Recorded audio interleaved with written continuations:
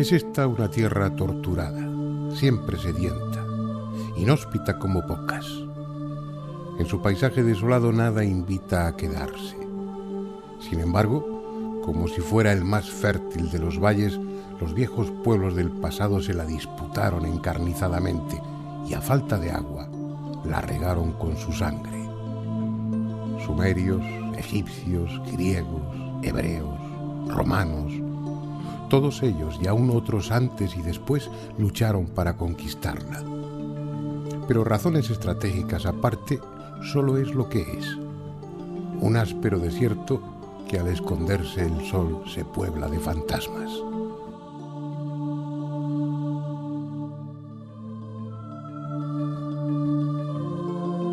El destino, que no carece de ironía, quiso conceder a esta parte reseca del planeta un mar. Pero en vez de aliviar con ello sus rigores, no hizo sino aumentarlos, porque es un mar tan estéril y ausente de vida como las tierras que lo rodean, a tal punto que se le conoce como el Mar Muerto. Las gentes que por aquí anduvieron lo llamaron de diferentes formas: mar de la llanura, mar del asfalto, mar de lodo, mar de sal. Y todas exageraron, porque no es mar sino lago. Mide 76 kilómetros de largo y apenas 17 en su parte más ancha. Está incluido en la falla afroasiática, la Gran Falla, una hendidura geológica que se extiende desde el Asia Menor hasta África, y es el lago más bajo del mundo. Las pequeñas olas que de cuando en cuando agitan su superficie están casi 400 metros por debajo del nivel del mar. Por eso el aire es aquí más denso, con un 15% más de oxígeno que a orillas del Mediterráneo. Un aire pesado, caliente, impregnado de olor a azufre y petróleo.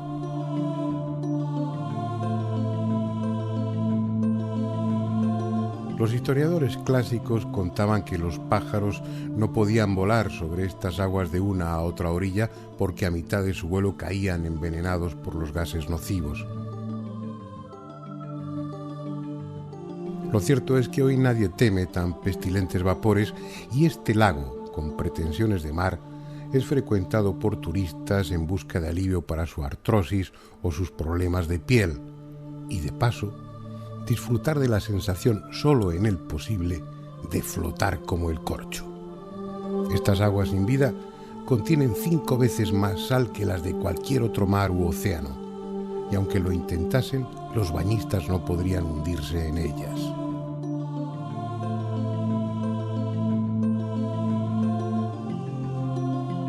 Salvo la que aportan algunas torrenteras cuando llueve, su única fuente de agua procede de un mítico río, el Jordán, la arteria que dio vida a la Galilea bíblica y en la que Juan el Bautista bautizó a Jesús.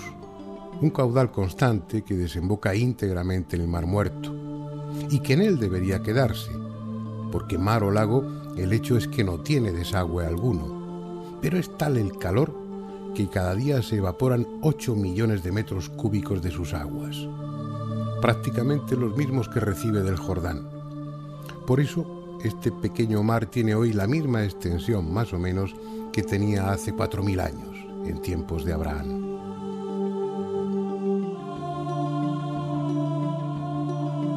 Un mar de aguas yermas, pero que pese a todo siempre ha sido útil. De él se llevaban los antiguos egipcios el betún para embalsamar a sus muertos, y largas caravanas transportaban su preciada sal hasta lugares lejanos. En la actualidad, la empresa del Mar Muerto, unos 3 kilómetros al sur del monte Sodom, extrae la riqueza mineral del lago y sus camiones, cargados de potasa, de magnesio y de sal, parten hacia el norte, en busca del puerto de Asdod, en el Mediterráneo, o siguen la ruta del sur, hasta Eliat, en el Mar Rojo. Pero más que por sus peculiaridades, lo que ha hecho de este un lago singular ha sido la historia.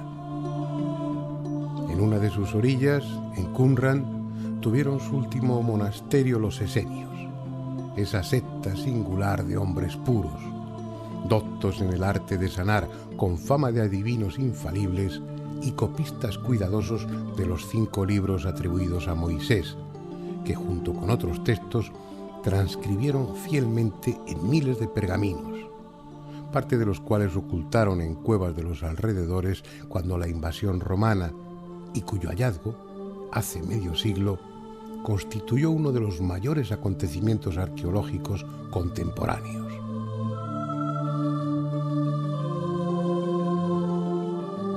Entre los muchos relatos contenidos en esos 5 libros, en el Pentateuco, no pocos tuvieron como escenario el Mar Muerto.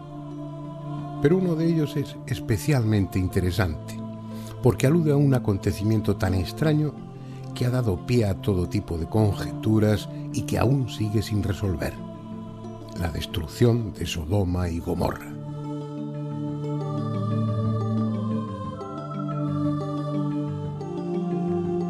Dos ciudades parecidas a cualquier otra de las que el viajero puede encontrar en Judá o en Galilea, solo que aquellas, según el texto bíblico, estaban habitadas por gentes tan depravadas que Yahvé decidió borrarlas del mapa.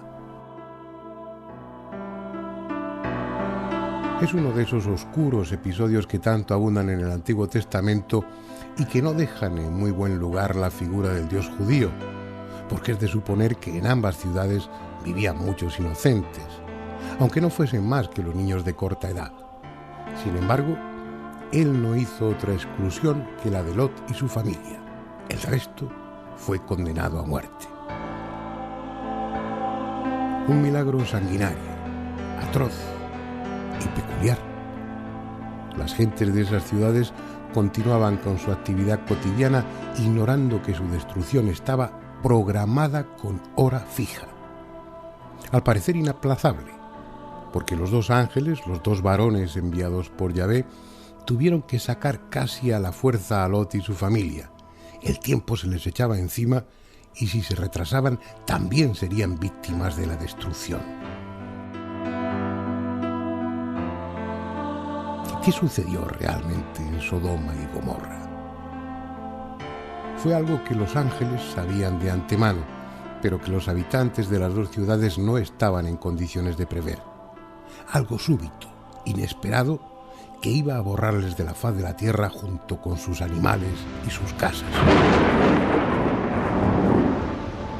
Dice el texto bíblico: por su parte, Abraham, madrugando, dirigióse de mañana al lugar donde había estado de pie ante Yahvé, y oteando hacia el lado de Sodoma y Gomorra y hacia todo el país de la cuenca, vio que subía de la tierra humo, como humareda de un horno. Esta descripción, la forma urgente, perentoria con la que Lot fue conminado a abandonar la ciudad, la prohibición de mirar hacia atrás, el hecho de que por detenerse su mujer quedase metafóricamente convertida en estatua de sal y, sobre todo, el que no se haya encontrado ni rastro de ambas ciudades, ha llevado a muchos a imaginar que todo se debió a una explosión cegadora cuyo poder destructivo abarcó una extensa zona.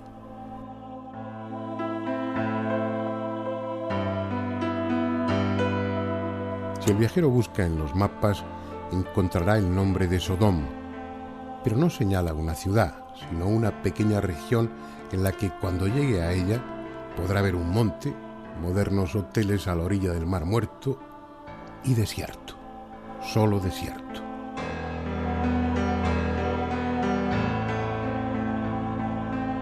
El nombre ha permanecido, pero solo eso. Las auténticas Sodoma y Gomorra nunca han sido encontradas.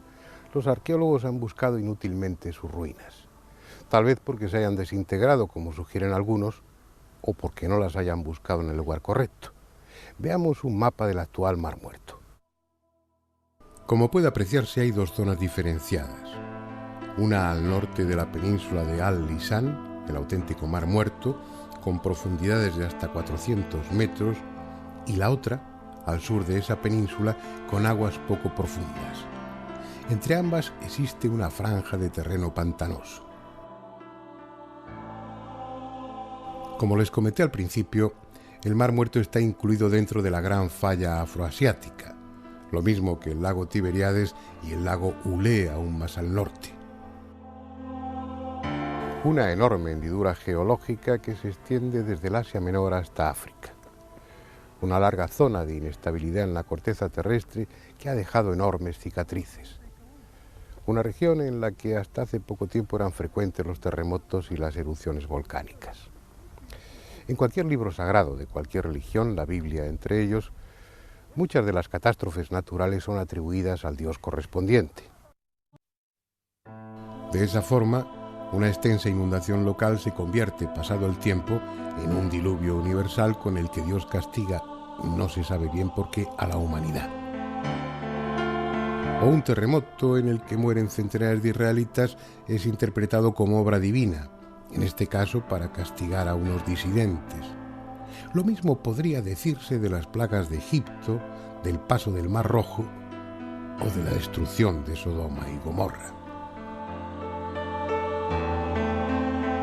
Lamentablemente, al atribuirle esas catástrofes a la divinidad para así ensalzar su poder, ésta no sale precisamente muy beneficiada, porque en esas catástrofes mueren por igual los culpables y los inocentes, los hombres, las mujeres y los niños, lo que se conjuga difícilmente con esa imagen de Dios paternal y bondadoso que se le quiere dar. Tal vez en el caso de Sodoma y Gomorra haya sucedido lo mismo. Este es con toda probabilidad el mapa de la zona antes de la catástrofe. El Mar Muerto llegaba solo hasta donde ahora está la península de Al-Lisan, y las legendarias ciudades se encontraban en el valle de Sidín, al sur del mar y también en plena falla geológica. Hace unos 4.000 años, la región se vio sacudida por un terremoto más. Parte del valle se hundió, mientras que entre erupciones de magma y enormes llamaradas de asfalto ardiendo, el Mar Muerto, roto su límite, anegaba la cuenca recién hundida hasta alcanzar sus dimensiones actuales y sepultando bajo sus aguas las ruinas aún humeantes de Sodoma y Gomorra.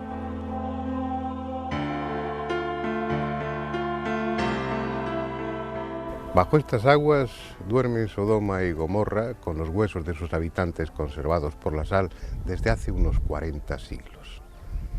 Pero las catástrofes y la muerte no son siempre obra de los dioses o de la naturaleza. El hombre ha demostrado cumplidamente una gran capacidad para llevar a cabo él solo esas tareas con toda eficacia. Un poco más allá, a las orillas de este mismo mar, vamos a encontrar el escenario donde se produjo uno de esos acontecimientos sangrientos en los que esta tierra ha sido tan pródiga. Un lugar que es clave para el espíritu del pueblo judío, Masada. Esta meseta descarnada, que se ha convertido en un símbolo de identidad nacional para Israel, fue el último reducto de la resistencia judía durante la conquista romana. Una vez más, el viajero se pregunta qué lazos invisibles ligan al hombre con la tierra. Cómo este paisaje, que es la imagen misma de la desolación, ha hecho correr tanta sangre, ha sido motivo de tanto dolor, de tanto sufrimiento. La silueta fantasmal de Masada apenas contrasta con el conjunto de cerros desnudos que se levantan en esta orilla occidental del Mar Muerto. Sería un accidente más del desierto, un peñote estéril como el resto, de no ser porque en él se escribió una de esas páginas desesperadas de la historia. En esta meseta, allá por el año 63, casi 1000 judíos prefirieron suicidarse antes que rendirse a las legiones de Roma. Al menos eso es lo que relató el historiador Flavio Josefo. Ya veremos después si con rigor histórico o dejándose llevar por el sentimiento.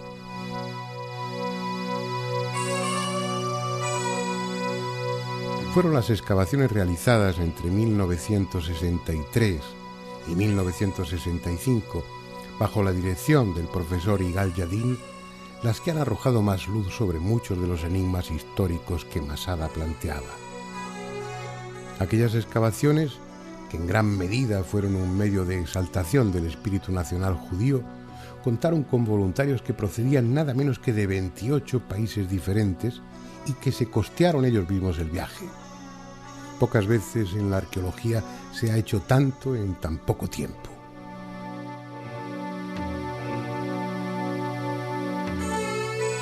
En las cuevas de sus acantilados se encontraron restos de gentes que las habitaron temporalmente hace ya 6000 años.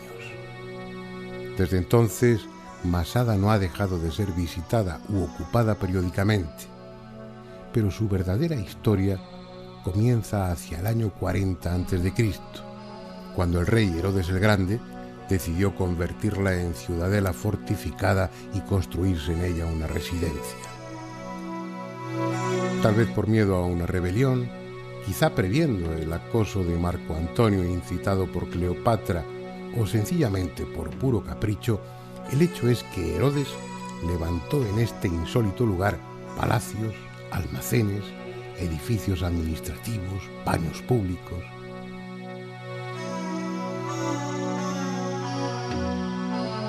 Poco queda, pero dado el aislamiento de Masada, es de imaginar el esfuerzo que toda la obra supuso. Arquitectos, obreros, artesanos y decoradores traídos desde Jerusalén y Jericó para levantar paredes, labrar columnas, estucar, pintar, ensolar con bellos mosaicos.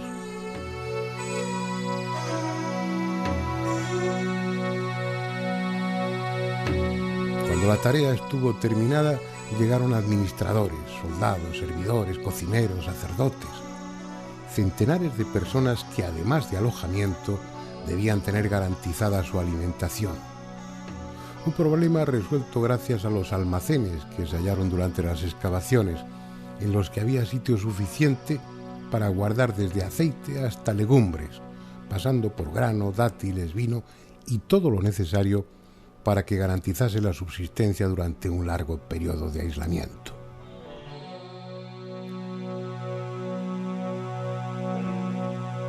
Pero ¿y el agua? Las excavaciones han dejado al descubierto que en Masada el agua no parecía ser un problema.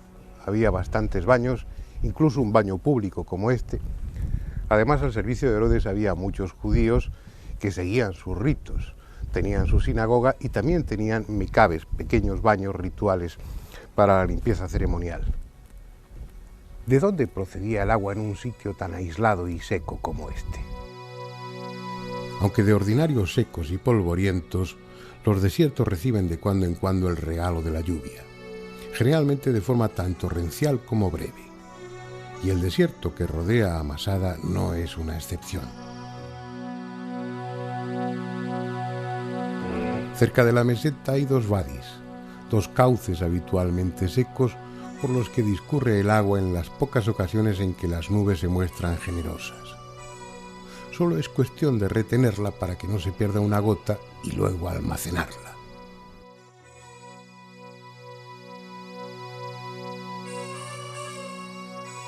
El primer problema lo solucionaron con dos pequeñas presas y dos acueductos, gracias a los cuales el agua llegaba hasta Masada.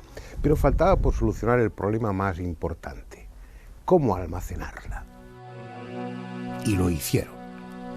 Este árido peñasco está en parte horadado. En su interior y a diferentes niveles se excavaron en la roca 12 enormes cisternas, cada una de ellas con capacidad para 4000 metros cúbicos. En total, Masada podía almacenar 50 millones de metros cúbicos de agua. No había problema, pues, para resistir un largo asedio. Un asedio que no se produjo, al menos en tiempo de Herodes. Toda esa ciudadela, preparada para resistir un asedio, decorada profusamente, acondicionada incluso con lujo, toda esa doble muralla defensiva, no sirvieron para nada. Tuvieron que pasar casi 70 años para que la ciudadela de Masada cumpliera la función que le había sido asignada, aunque fueron otros los sitiados y otros los motivos del asedio.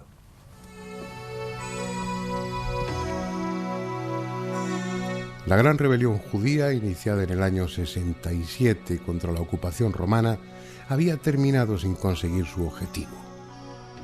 Aún así, grupos aislados de rebeldes continuaban hostigando a los invasores. Uno de esos grupos tenía su refugio aquí, en Masada. Lo constituían 960 judíos, entre hombres, mujeres y niños, pertenecientes a la facción de los celotas, bajo el mando de Eleazar ben Yair. Y aquí permanecieron hasta un día de la primavera del año 73, en que todos ellos encontraron la muerte.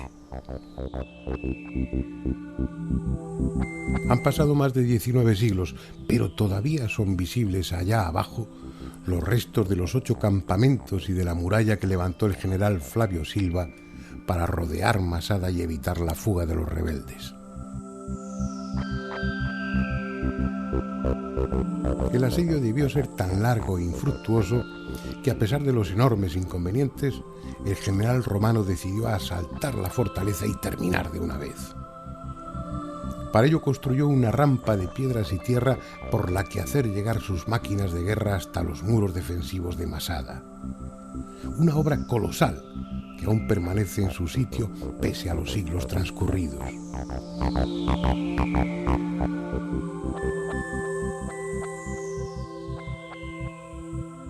A medida que progresaba la rampa, las catapultas hacían llover sobre la meseta miriadas de proyectiles de piedra, ennegrecidos para que no fueran vistos y evitados. Eran los mensajeros de un fin inevitable y cercano para los asediados. Al fin, cubierto el último tramo de la rampa con un pontón, los pesados arietes pudieron abrir brecha en el muro defensivo. Y así, enardecidos, tal vez ansiosos de una lucha cuerpo a cuerpo que terminara con tantos años de campaña, los legionarios de Roma entraron en Masada. Pero nadie salió a su encuentro.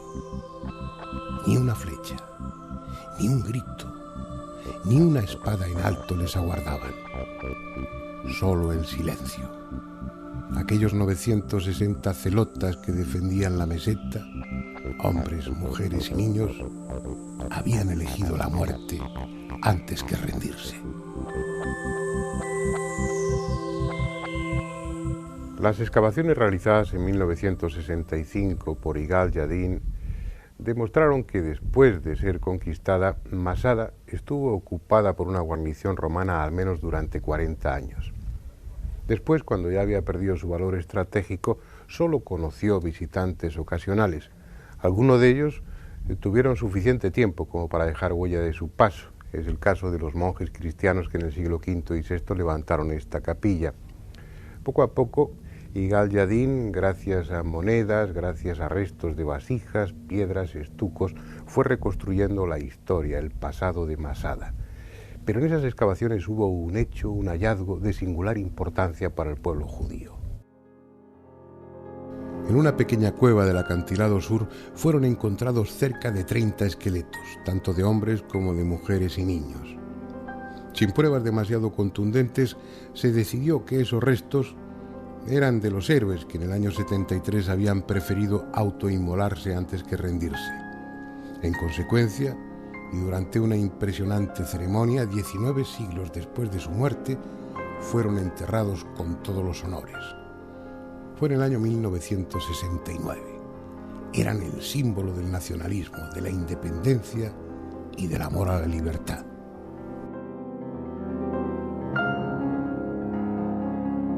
Hoy, 30 años después, hay motivos para plantearse la posibilidad de que aquellos restos inhumados oficialmente y entre tantos honores no pertenecían a los defensores de Masada. Incluso cabe la posibilidad de que ni siquiera fueran judíos.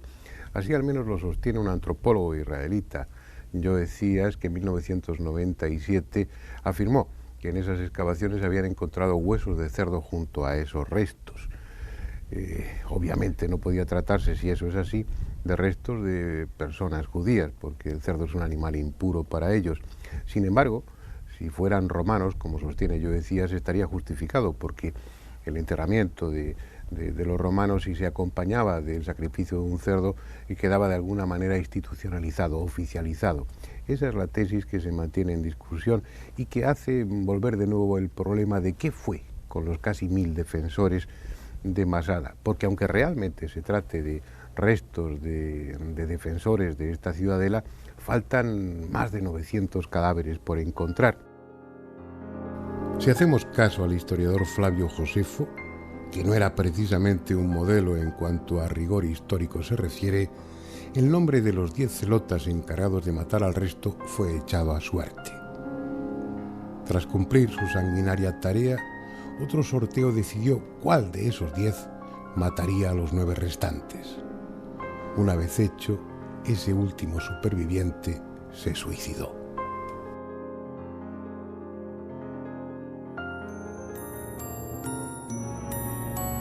¿Quién sabe? Como los que murieron en Sodoma y Gomorra, probablemente estos nunca sean encontrados. Y tampoco importa demasiado.